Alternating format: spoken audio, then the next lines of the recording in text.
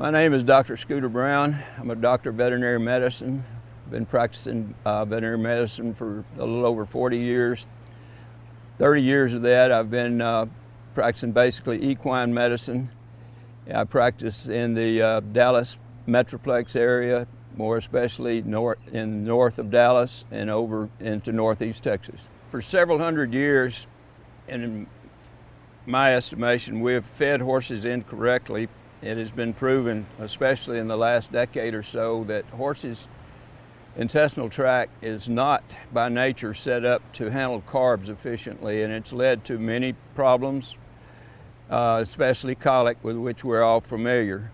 The horse's intestinal tract, more specifically, the stomach dumps acid into the stomach for digestion every 2.5 to 3 hours, because in nature the horse is a grazing animal.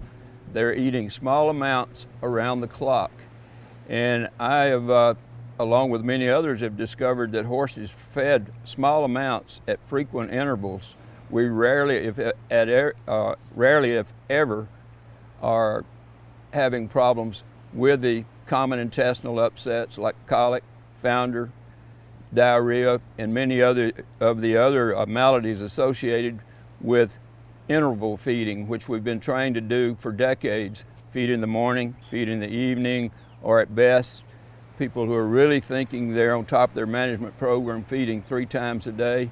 That is not efficient enough for the horse. As I say, they should be grazing, whether it be nibbling a few pellets, which are put into their trough at short intervals, munching on a little hay in the stall.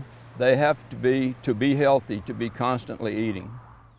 We've mentioned earlier the importance of frequent interval feeding, which is more like natural grazing for the horse.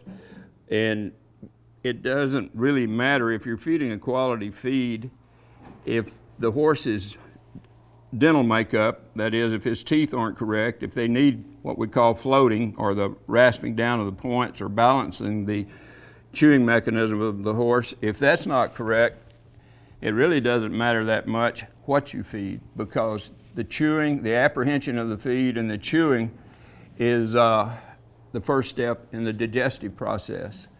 And without that, you're going to lose some of the total metabolism that occurs when the feed stuff is taken in and as it's absorbed through different areas of the intestinal tract. This sets up your initial metabolism of the feed they're taking in.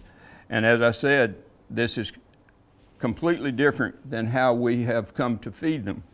But using this in conjunction with the frequent feeding, we're in much better shape in keeping a healthy horse as far as their intestinal tract, which in turn makes for an overall healthier horse. And back again, feeding them more naturally, frequent intervals, you're going to end up with a longer lived, healthier horse. This guy's a ham.